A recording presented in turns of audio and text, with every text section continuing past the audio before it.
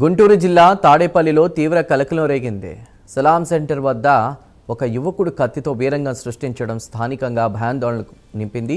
గత కొన్ని నెలలుగా సాగుతోన్న భూ వివాదాలు, ఆస్తి పంపకాల విషయంలో అన్నదమ్ముల మధ్య ఘర్షణలు తీవ్రతరం అయ్యాయి.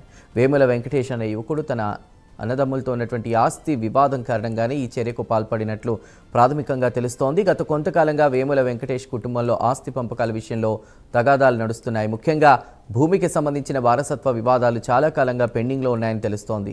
ఈ వివాదం పతాక స్థాయికి చేరింది. కోపంతో వెంకటేష్ కత్తి తీసుకుని సలాం సెంటర్ దగ్గర హల్చల్ చేశాడు. ఈ ఊహించని ఘటనతో ప్రజలు భయంతో పరుగులు తీశారు.